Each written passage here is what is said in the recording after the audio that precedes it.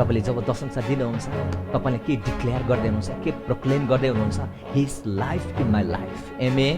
उहाँ मेरो जीवनमा जीवित हुनुहुन्छ। आमेन। हामीले मरेकोलाई हामी दशंसा दिँदैनौँ, तर हामी सदाको लागि जीवित रहनुहुने उनै हामी प्रभु येशूलाई हामी दशंसा दिन्छौँ। जसलाई तपाईले दशंसा दिँदै हुनुहुन्छ नि, तपाईले भन्दै हुनुहुन्छ उहाँ मेरो निम्ति महान हुनुहुन्छ। जसलाई तपाईले दशंसा दिँदै हुनुहुन्छ नि, उहाँ मेरो लागि जीवित हुनुहुन्छ, उहाँ मेरो लागि सबै थोक हुनुहुन्छ। अब्रामले जब दशंसा दिए नि, दशंसा लिने लेवी व्यवस्थामा कुरा गरेको छ, ले पनि व्यवस्था दिए। तर फेरि बाइबलले के भन्छ भने जब मल्कीसेदेकसँग अब्रामको भेट भयो, मल्कीसेदेकलाई अब्रामले दशंसा दियो, त्यति बेला नि लेवी आफ्नो पुर्खा अब्रामको कोखभित्र थियो। यो भनेको चाहिँ के जनाउँछ भने हेर्नुहोस् है, अब्रामले जब दशंसा दियो नि, लेवीले पनि दशंसा दियो भन्छ। अब्राम इसाकको पिता थियो, इसाक याकुबका पिता थियो, याकुब लेवीहरूका पिता थियो। भनेपछि जब तपाईले दशंसा दिनुहुन्छ नि, तपाईको एन्टायर जेनेरेसनलाई तपाईले प्रभाव पार्न सक्नुहुन्छ। प्रेज द लर्ड। तपाईको दशंसाले तपाईको कोखलाई, तपाईको वंश, आउनेवाला पुस्तालाई तपाईले प्रभाव पार्न सक्नुहुन्छ। धेरै मानिसले भन्छ हामीले दशंसा दिनु पर्दैन, किनभने दशंसा चाहिँ व्यवस्थामा मात्र लेखिएको छ। तपाईलाई एउटा कुरा थाहा छ हाम्रो विश्वासको पिता अब्रामको बारेमा? अब्राम पर्वत, सिनै पर्वतमा व्यवस्था दिनु अगाडि 430 वर्ष अब्राम बाँचेको थियो व्यवस्था दिनु अगाडि। तर अब्रामले पहिलो सबैभन्दा दशंसाको बारेमा अब्रामको बारेमा लेखिएको छ। हामी यहाँ हेरौँ न, उत्पत्तिको पुस्तक 14:18 देखि पढ्नेछौँ। अनि सालेमका राजा मल्कीसेदेक रोटी र दाखमत लिएर अब्रामका आए। उनी सर्वोच्च परमेश्वरका पुजारी थिए। उनले अब्राममा यसो भनेर आशीर्वाद दिए, स्वर्गीय र पृथ्वी सृष्टि गर्नुहुने सर्वोच्च परमेश्वरबाट अब्रामलाई आशिष मिलोस्। सर्वोच्च परमेश्वर धन्यको हुन् जसले तिम्रा शत्रुलाई तिम्रा हातमा सुम्पिदिनुभयो। अनि अब्रामले उनलाई सबै कुराको दशंसा दिए। से यहाँ बाइबलले के भन्छ? मल्कीसेदेक सलोमका राजा। सालेम भन्ने वर्ड चाहिँ सालोमबाट निकालिएको, जसको अर्थ धार्मिकताको राजा, प्रिन्स अफ पिस और king of peace. Amen. Shalom doesn't mean just peace of mind मात्र सालोम होइन, सालोम मिन्स एभ्रिथिङ, सबै कुराहरू। Hallelujah. King of peace, king of completeness, king of health. Amen. Hallelujah. King of riches, सबै परमेश्वर धार्मिकताको राजा, शान्तिको राजा, उहाँ सबै कुराको राजा हुनुहुन्छ। अनि सालोमका राजा मल्कीसेदेकले अब्राम कहाँ के लिएर आए भन्छ? के लिएर? रोटी र दाखमत। हेर्नुहोस् है यहाँनिर, law of first mention is so important. Law of first mention, जुन कुरा बाइबलमा पहिलोपल्ट लेखिएको छ नि, त्यहाँ नै परमेश्वरले सबै रहस्य उहाँले प्रकट गर्नुभएको हुन्छ। यहाँनिर बाइबलले के भन्छ? अब्राम कहाँ मल्कीसेदेक के लिएर आए रे? रोटी र दाखमत। मल्कीसेदेकको बारेमा बाइबलमा नि पुरानो नियममा हामीले 2टा पुस्तक मात्रै पाउँछौँ। एउटा यही उत्पत्तिको पुस्तकमा, दोस्रो हामी वचन सङ्ग्रहको पुस्तकमा पाउँछौँ। तर पर्याप्त बारेमा चाहिँ हामी हिब्रूको पुस्तकमा हामी धेरै फ्रेसहरू पाउँछौँ। According to the order of Melchizedek, परमप्रभुले ख्रीष्ट येशूलाई मल्कीसेदेकको दर्जा अनुसार पुजारी पदमा राख्नुभयो भन्ने हामीले फ्रेसहरू धेरै हामी नयाँ नियममा हामी धेरै जस्तो पाउँछौँ। मल्कीसेदेकलाई कतिवटा स्कलरले के भन्छ भने he is the pre incarnate appearance of Christ भनेर भन्छ। कतिजनाले जस्ट आई डु बिलिभ, म पनि त्यो कुरामा विश्वास गर्छु, ख्रिस्टको के अरे ख्रिस्ट अगाडि आउनुभएको कुराहरू, यो कुराहरूले स्कलरहरूले, बाइबल स्कलरहरूले कुरा गर्छ। And it is the type of Christ. हामीले टाइप अफ क्राइस्ट, हामीले ख्रिस्टको चित्र हामी देख्न सक्छौँ। किनभने मल्कीसेदेकको बारेमा बाइबलले सबै कुरा खुल्ला गरेको छैन। कहाँबाट जन्मियो, कहाँबाट आयो, मृत्यु कहाँ भयो, परिवारको बारेमा केही पनि लेखिएको छैन। तर हामी यति जानौँ अब्राम कहाँ मल्कीसेदेक के लिएर आए रे? He brought out bread and wine. अब यो bread and wine भनेको के हो भन्नुहोस् त?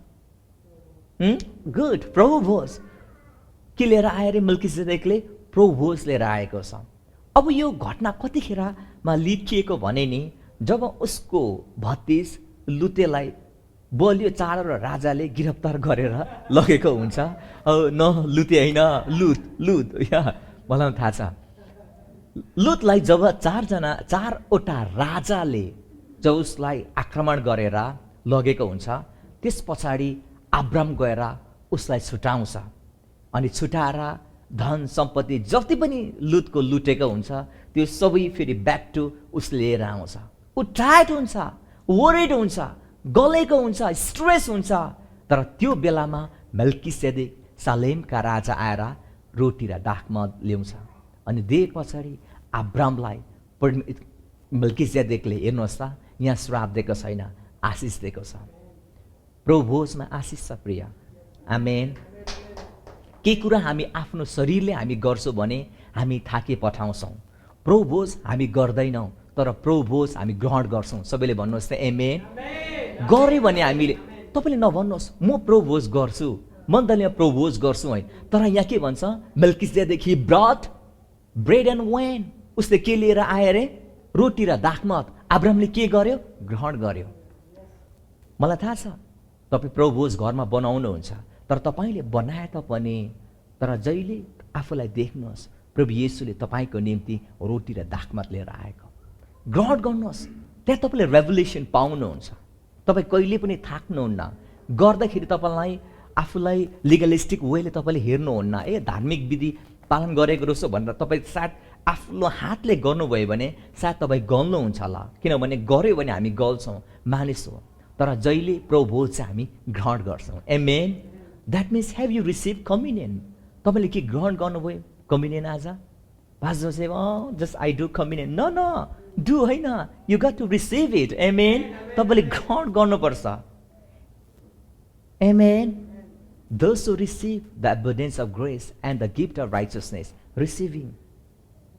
हामीले गर्ने होइन, तर परमेश्वरले हामी भित्र भएर गर्नुहुन्छ। परमेश्वरले हामी भित्र गर्ने हामीलाई मन दिनुहुन्छ, उहाँले हृदय र शक्ति हामीलाई लगाइदिनुहुन्छ। हामी आफै गर्न सक्दैनौँ, तर परमेश्वरले हाम्रो निम्ति गर्नुहुन्छ। अनि त्यस पछाडि अब्रामले के भन्छ? सबै कुराको दशंश कसलाई दियो? मल्किसेदेकलाई दियो। तपाईँ मलाई प्रश्न गर्नुहुन्छ होला, मैले कति थरीको दशंश दिने? सबै।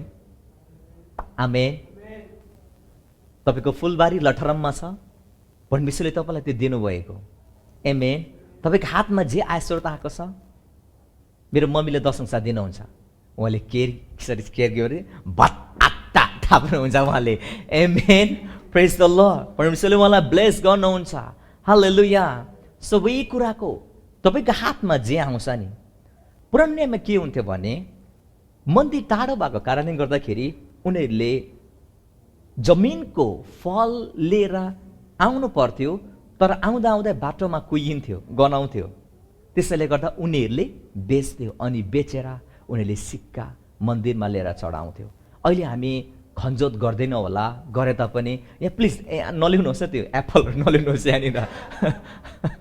हामी नेपालमा त्यस्तो गर्थ्यो, ल्याउनु बेच्नुहोस्। आमेन। प्रेज द लर्ड।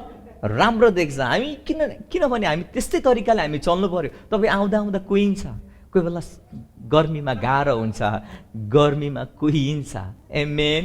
यहाँभित्र राखेर नै सायद कुहिन सक्छ, त्यो भएर तपाईँले त्यसलाई बेचेर त्यसको आय स्रोत तपाईँले ल्याउन सक्नुहुन्छ। प्रेज द लर्ड। मल्किसेदेकलाई अब्रामले दशंश दिए, तर आजको दिन हाम्रो दशंश कसले ग्रहण गर्नुहुन्छ? सायद तपाईँलाई प्रश्न छ होला। अघि मैले भने Melchizedek is the type of Christ. एउटा ख्रिस्टको हामी चित्र देख्न सक्छौँ होइन? उहाँको जन्म र मृत्युको बारेमा लेखिएको छैन। जब तपाईँले बाइबलमा the angel of the Lord भन्ने पाउनुभयो भने, परमेश्वरको दूत भन्ने तपाईँले वर्ड पाउनुभयो भने तपाईँले विचार गर्नुहोस्, उहाँ ख्रिस्ट हुनुहुन्छ। यो कुरा पछि हामी सिकौँ, तर हामी सबैभन्दा हामी जम्प गरौँ हिब्रूको पुस्तक 7मा। यहाँ के भन्छ? एकातिर मरणशील मानिसले दशंश लिन्छ, अर्कतिर सदाका जीवित रहन्छन् भनी घोषणा गरिएका 1जनाले सो लिन्छन्। Here the mortal man received tithes, but there he received them, of whom it is witness that he lives. हेर्नुहोस्, त्यो बेलामा नि जुन लेखक मलाई लाग्छ हिब्रूको पुस्तक चाहिँ प्रेरित पावलले लेखेको मलाई विश्वास लाग्छ, तर मेन्सन गरेको छैन कसले लेख्यो भनेर। तर हिब्रूको पुस्तक मेरो सबै हृदयको अन्तस्करणबाट मलाई लाग्छ प्रेरित पावलले लेखेको। जब लेखकको समयमा नि मन्दिर हेरोदको मन्दिरमा लेवीहरूले पूजापाठ गर्थ्यो, उनीहरूले पूजापाठ गर्थ्यो र उनीहरूलाई दशंश र भेटी मन्दिरमा चढाउँथ्यो। अनि यहाँ पावलले के भनिरहेको छ, मरणशील मानिसले दशंश लिन्छन्। तर आजको दिन यदि तपाईँले दशंश दिनुभयो भने उनै प्रभु येशूले तपाईँको दशंशलाई ग्रहण गर्नुहुन्छ। सबैले भन्नुहोस् त आमेन। मलाई मिठो कुरा चाहिँ के लाग्यो भने बाइबलले के भन्छ भने जब तपाईँले दशंश दिनुहुन्छ नि, it is witness that he is life. के विटनेस गर्छ, त्यसले के गवाही दिन्छ, उहाँ जीवित हुनुहुन्छ। Amen, hallelujah. It's so profound. See, यहाँ बाइबलले के भन्छ, जब तपाईँले दशंश दिनुहुन्छ नि, तपाईँले के भन्दै हुनुहुन्छ, ख्रिस्ट अझै पनि जीवित हुनुहुन्छ। आमेन। तपाईँको दशंशले के जनाउँछ, ख्रिस्ट तपाईँको निम्ति अझै जीवित हुनुहुन्छ। मानिसले तपाईँको जीवनमा देख्छ, wow, why his life is so prosperous, किन यसको जीवन यति धेरै सफलता मात्र भएको छ। पिपल क्यान सी इट, मानिसले तपाईँको जीवनमा देख्छ। आमेन। वाउ, दाम्पत्य सो फ्यान्टास्टिक, कोकलास्टिक, मान्छेले देख्छ। आमेन। वाउ, परिवार कति स्वास्थ्य, वाउ, घरमा कति धेरै शान्ति। म्यान क्यान सी इट, मानिसले देख्छ तपाईँको जीवनमा। कसरी? तपाईँले जब दशंश दिनुहुन्छ, तपाईँले के डिक्लेयर गर्दै हुनुहुन्छ, के प्रोक्लेम गर्दै हुनुहुन्छ, हिज लाइफ इन माई लाइफ। आमेन। उहाँ मेरो जीवनमा जीवित हुनुहुन्छ। आमेन। हामीले मरेकोलाई हामी दशंश दिँदैनौँ, तर हामी सदाको लागि जीवित रहनुहुने उनै हामी प्रभु येशूलाई हामी दशंश दिन्छौँ। जसलाई तपाईँले दशंश दिँदै हुनुहुन्छ नि, तपाईँले भन्दै हुनुहुन्छ उहाँ मेरो निम्ति महान हुनुहुन्छ। जसलाई तपाईँले दशंश दिँदै हुनुहुन्छ नि, उहाँ मेरो लागि जीवित हुनुहुन्छ, उहाँ मेरो लागि सबै थोक हुनुहुन्छ। बाइबलमा व्यवस्थामा पनि दशंशका कुराहरू लेखियो, तर अहिले हामी व्यवस्थामा नभएर हामी अनुग्रहको करहरमा छौँ। 2टा प्रिस्टहुड तपाईँले पाउनुहुन्छ। First Levitical priesthood and then Melchizedek priesthood. हामी लेभिटिकल प्रिस्टहुडमा हामी छैनौँ, but we are in Melchizedek priesthood. अहिले हामीले दशंश दिँदाखेरि हामीले कसलाई दिन्छौँ, प्रभु येशूलाई दिन्छौँ। आमेन। जब तपाईँको जीवनमा परमेश्वरले तपाईँको जीवनमा ढोका खोल्नुहुन्छ नि, ढोका खोल्दा सधैँ महिमा उहाँलाई दिनुहोस्। फर्स्ट परमेश्वरलाई प्रशंसा दिनुहोस्। अफकोर्स अन्य जातिसँग तपाईँले बोल्दाखेरि सायद उनीहरूले बुझ्न सक्दैन होला, तर तपाईँले फर्स्ट प्रायोरिटी परमेश्वरलाई दिनुहोस्। Lord, it is the one who open डोर्स फर मी। तपाईँ हुनुहुन्छ मेरो लागि ढोका खोल्नुहुने, तपाईँ हुनुहुन्छ मेरो छोराछोरीलाई सुधार्ने, तपाईँ हुनुहुन्छ मलाई रक्षा गर्ने। जब तपाईँको जीवनमा बाटो ढोका परमेश्वरले आय स्रोतहरू खोल्नुहुन्छ नि, त्यो बेला नभन्नुहोस् भाग्यले। कहिले हामी भाग्यको विश्वास गर्दैनौँ, लकको हामी विश्वास गर्दैनौँ। We believe in favour. Amen. हामी उहाँको निगाहमा हामी विश्वास गर्छौँ। बाइबलले भन्छ तिमीहरूको आफ्नो परमप्रभुलाई सम्झ, जसले तिमीहरूलाई धन सम्पत्ति कमाउनको लागि उहाँले शक्ति दिनुहुन्छ। परमेश्वरलाई जहिले पनि सम्झिनुहोस्, उहाँले तपाईँको निम्ति वाउ शक्ति दिनुहुन्छ एभ्री टाइम। सास तपाईँले नाकबाट फेर्दै हुनुहुन्छ, यसको कहिले पनि बिल तिर्नु परेको छैन, फ्री अफ कस्ट, फ्री। तर फ्री भए तापनि सी, यो परमेश्वरको अनुग्रहबाट हामीले पाएको। एभ्री टाइम हामीले धन्यवाद परमेश्वरलाई दिनुपर्छ। तपाईँको जीवनमा समस्या छ, चिन्ता नगर्नुहोस्। जबसम्म यो तपाईँको सास अन्त्य हुँदैन नि, जबसम्म तपाईँले सास फेर्नुहुन्छ नि, त्यो समस्या आए तापनि यो सास फेरेकोलाई नै अन्त्य गर्छ। किनभने यो परमेश्वरले हामीलाई ब्रिथ गर्नुभएको, उहाँले हामीलाई सास फेरिदिनु भएको। तपाईँ चिन्ता नमान्नुहोस्। तपाईँको जीवनमा समस्या छ, त्यो त्यतिकै रहँदैन। समस्या आउँछ तर त्यो पनि टलेर जान्छ। कुनै पनि कुरा परमेश्वरको अगाडि पर्मानेन्ट छैन, मात्र उहाँको वचन पर्मानेन्ट छ। आमेन। उहाँको वचन स्थिर छ, उहाँको वचन अटल छ। तपाईँको समस्या समाधान भएर जान्छ। उहाँमा मात्र विश्वास गर्नुहोस्। आमेन। ढाडस गर्नुहोस्, नहार्नुहोस् त्यो समस्याहरू आए तापनि। हालेलुया। अब्राम कहाँ मल्किजेदेकले के लिएर आए रे? रोटी र दाखमत। रोटी र दाखमतले के जनाउँछ? प्रभु होस्, उहाँको मृत्युको घोषणा गर्छ। तर तपाईँको दशंशले चाहिँ उहाँ जीवित हुनुहुन्छ भने गवाई दिन्छ। आमेन। उहाँ गवाई दिन्छ। हालेलुया। तपाईँको निम्ति येशू जीवित हुनुहुन्छ। हालेलुया। मान्छेले तपाईँको जीवनमा देख्छ प्रिय, मान्छेले तपाईँको जीवनमा देख्छ। द वे यु टक, जब तपाईँले बोल्नुहुन्छ, द वे यु डिसाइड, तपाईँले डिसिजन मेकिङ प्रोसेसमा मान्छेले देख्छ प्रिय। तपाईँको लगाइमा, तपाईँको बोलाइ हिँडाइमा मान्छेले देख्छ, वाउ समथिङ इज अलाइभ। तपाईँले भन्नुहोस्, माई गॉड इज अलाइभ। मेरो येशू जिउँदो हुनुहुन्छ। आमेन। हालेलुया।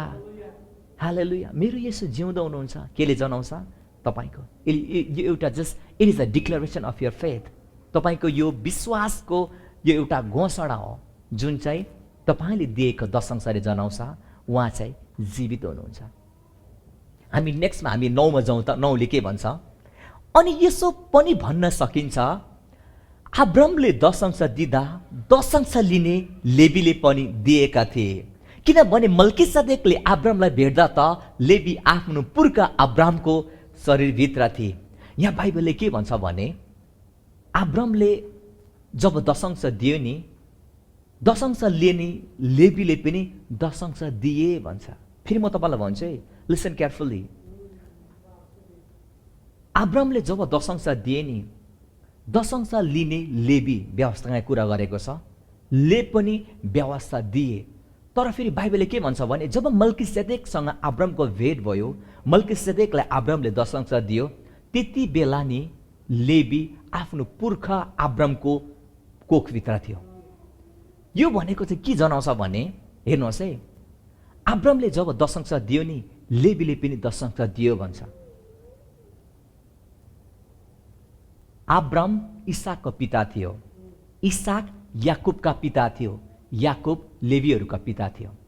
भनेपछि जब तपाईँले दशंश दिनुहुन्छ नि, तपाईँको एन्टायर जेनेरेसनलाई तपाईँले प्रभाव पार्न सक्नुहुन्छ। प्रेज द लर्ड। तपाईँको दशंशले तपाईँको कोखलाई, तपाईँको वंश, आउनेवाला पुस्तालाई तपाईँले प्रभाव पार्न सक्नुहुन्छ प्रिय। किनभने अब्रामले दशंश दिँदाखेरि पनि लेवीले दशंश दिएको थियो। मण्डली, तपाईँलाई म एउटा कुरा भन्छु, सो रहस्य छ, आँखाले तपाईँले देख्नु भएको छ। ज्युस पिपल, यहुदीहरू अब्रामबाट जन्मेको यहुदीहरू हुन्। This people are minority race, कम छ, तर परमेश्वरले यिनीहरूलाई नि धन कमाउने, सम्पत्ति कमाउने यिनीहरूलाई शक्ति दिनुभएको छ, बुद्धि दिनुभएको छ।